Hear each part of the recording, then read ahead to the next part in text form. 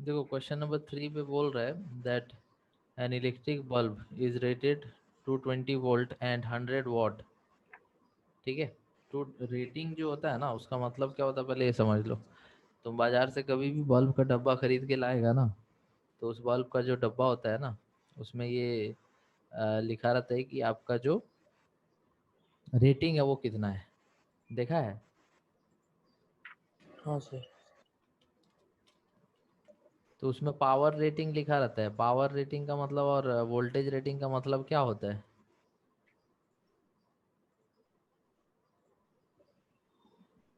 जैसे अगर हम सर एक दोनों अलग एग्जांपल अलग तुमको रहते यहाँ पे देते, देखो ये एग्जांपल दे रहा है। जैसे ये बल्ब हम लोग जब खरीद के लाते हैं तो इस पे लिखा हुआ है 9 वॉट। इसका पावर रेटिंग कितना है? 9 वॉट। ठीक है। और इसका कुछ वोल्टेज रेटिंग भी होगा जो लिखा रहेगा 220 वोल्ट, ऐसे लिखा रहेगा। ये जो 220 वोल्ट है इसका मतलब है वोल्टेज रेटिंग, और जो 9 वॉट है इसका मतलब है पावर रेटिंग। वॉट होता है पावर का यूनिट, और वोल्टेज होता है तुम्हारा वोल्ट्स पोटेंशियल का यूनिट। तो हर बल्ब या कोई भी सामान इलेक्ट्रिकल सामान खरीदेगा तो उसके ऊपर में पावर रेटिंग वोल्टेज रेटिंग लिखा रहता है। तो इसका मतलब क्या होता है? इसका मतलब ये होता है कि अगर आप उसको 220 वोल्ट के सप्लाई से जोड़ेंगे तो आपको 100 वाट का पावर मतलब मिलेगा। क्या मतलब होता है कि अगर आप उसको 220 वोल्ट के सप्लाई से जोड़ेंगे तो वो 100 वाट का पावर कंज्यूम करेगा, 100 वाट का पावर वो लेगा। अच्छा, अगर ऐसा हो कि हम उसको 220 वोल्ट के सप्लाई से ना जोड़ करके हम लोग उसको when it is operated at 110, अगर हम उसको 220 से ना जोड़ करके 110 में जोड़ेंगे तो कितना पावर वो कंज्यूम करेगा ये निकाल के बताओ। सिर्फ 50 वॉट। तुम्हारा आंसर आया 50 वॉट। तुम बोलो जी। सर इसमें 75 आएगा। तुम्हारा आंसर आया 75। तुम्हारा 50 क्यों है? सर क्योंकि पहले ये आपका ये निकाले, क्या बोलते इसको, आपका करंट निकाले, करंट आया 10/22, फिर उसको वो 110 से इंटू किया तो 50 आया आंसर। करंट को किससे इंटू किया? वी आई ना। हाँ तो 110/22 इंटू 110 किया ना। हाँ, तो 50 आया। 11 दूनी 11, 1 2 इंटू 5 50। यही बोल रहा ना? हाँ सर।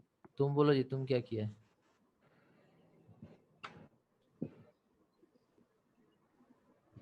सर मेरा early होता है। देखो ये कैसे बनेगा। यहाँ पर हमारे पास अगर 220 वोल्ट का सप्लाई देते हैं तो हमारा 100 वाट होगा, लेकिन अगर 110 वोल्ट का सप्लाई देंगे तब तो 100 वाट नहीं होगा। तो वही हम लोग को निकालना है। तो देखो इसका तरीका क्या है। सबसे पहले तुमको ये जानना है कि जो भी बल्ब होता है ना उसका रेजिस्टेंस फिक्स रहेगा, चाहे कितना भी वोल्टेज दो तुम, चाहे 220 वोल्ट दो या फिर 110, ये रेजिस्टेंस जो होगा ना दोनों केस में फिक्स रहेगा। ठीक है। चाहे हाँ सर। 220 वोल्ट का सप्लाई से जोड़ो या फिर तुम उसको 110 वोल्ट के सप्लाई से जोड़ो, रेजिस्टेंस को कोई मतलब नहीं है। रेजिस्टेंस जितना होना चाहिए उतना होगा। तो सबसे पहला काम होता है इस टाइप के क्वेश्चन में रेजिस्टेंस निकालना। और हम एक फॉर्मूला बताए थे, power equals to v square by r. Power equal to v square by r. तो हम यहाँ पे लिखेंगे कि if the bulb is connected,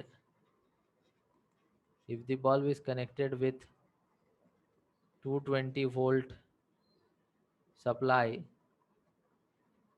then power is 100 watt। तो यहाँ पर हम लिखेंगे कि अगर हमको power equal to v square by r है तो रेजिस्टेंस इक्वल टू हम वी स्क्वायर बाई पी तो लिख ही सकते हैं। आर को उस तरफ भेज दिए, पी को इधर ले आए नीचे। हाँ वी स्क्वायर हम बोल रहे हैं 220 वोल्टेज देना है, और हम पावर बोल रहे हैं कि उस टाइम पे 100 वाट का पावर मेरे को मिलेगा, तो वी स्क्वायर बाई पी कर दिए। तो वी स्क्वायर मतलब हो गया 220 × 220, 2 बार, और बाई 100 कर दिए। फिर यहाँ जीरो खत्म, जीरो खत्म, जीरो खत्म, जीरो खत्म, 22 × 22 होते हैं 484। अब ये कैसे होता करते रहना। मल्टीप्लाई करने नहीं आता है तो फिर क्या फायदा पड़ गया। तो 22 गुने 22 कितना होगा 484। तो हमको पता चल गया रेजिस्टेंस बल्ब का कितना होगा। Therefore the resistance of the bulb is therefore the resistance of the bulb is the resistance of the bulb is equal to 484 ओम। तो ये निकल गया रेजिस्टेंस। अब देखो सेम फॉर्मूला दोबारा यूज करेंगे, लेकिन इस बार पावर क्या होगा नहीं पता है और वोल्टेज 110 होगा। पहले वोल्टेज 220 था, पावर 100 था, रेजिस्टेंस आया 484।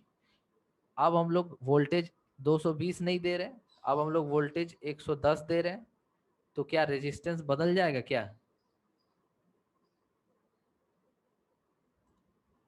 नहीं। अभी तो बताया हम फिक्स रहेगा। If the bulb is connected with if the bulb is connected with 110 volt supply and resistance 484 ohm, then फिर से वही formula power equal to v square by r. लेकिन अब यहाँ पर हमको पावर नहीं निकालना है, नहीं पता है, वोल्टेज 110 लेना है और रेजिस्टेंस वही रहेगा जो पहले था। तो 110 इंटू 110 डिवाइडेड बाई 484, इसको हम लोग करेंगे कैंसल, ठीक है। तो 11 का पहाड़ा में चला जाएगा, तो 11 इंटू 10, 11 इंटू 4, 11 इंटू 4। अब फिर से 11 में जाएगा, 11 इंटू 10, 11 इंटू 4, तो 100/4, 100/4 कितना होगा 25। 25 what is the right answer. दोनों आदमी गलत आंसर बताया, इसका सही आंसर होगा 25 ओम, जो कि ऑप्शन नंबर डी इसमें सही होगा, ठीक है। अब एक चीज और तुमको बता देते हैं, हाँ सर। तुम्हारा जो तरीका था आदित्य वो गलत क्यों था बाबू। देखो तुम जो बोल रहा था ना, तुम क्या किया था फिर से बताओ। 1 watt is equal to 1 volt into 1 ampere वाला लगा दिए थे। तुम लगाया था power equals to V into I लगाया था, है ना। हाँ। और तुम यहाँ पे वी कितना आई जो है कैसे निकाला था, तो पहले वाला पावर इक्वल टू वी आई से, है ना। हाँ। तुम ये इसी से निकाला था ना। हाँ सर। पावर तुम्हारा 100 वाट था और वोल्टेज 220 था, तो तुम बोला सर ये 10/22 होगा, यही बोला था मेरे को। हाँ। ठीक है। और बोला कि ये देखो एक चीज तुम यहाँ समझ नहीं पा रहे कि जब तुम वोल्टेज दे रहा है 220 का, ठीक है, उस टाइम पे तुम्हारा ये करंट है ना, तब जब तुम वोल्टेज 110 देगा तो वही सेम करंट थोड़ी होगा। भी चेंज हो जाएगा। नहीं समझे बात, समझे सर। इसलिए तुम्हारा आंसर गलत आ रहा था। तो जो सही तरीका है वो हम बता दिए। सही तरीका क्या है, सबसे पहले रेजिस्टेंस निकालिए आप। जो फॉर्मूला होता है power equal to v square by r, उससे सबसे पहले आप रेजिस्टेंस निकालिए, और वो रेजिस्टेंस नहीं बदलेगा चाहे आप कोई भी वोल्टेज दे रहे हैं, जो रेजिस्टेंस होना चाहिए बल्ब का वो रहेगा। तो फिर से उसी फॉर्मूला को लगा दीजिए और जो वैल्यूज है वो पुट कर दीजिए, आपका आंसर आ जाएगा। और हमेशा यही करना है जब भी इस टाइप का क्वेश्चन रहेगा। नेक्स्ट।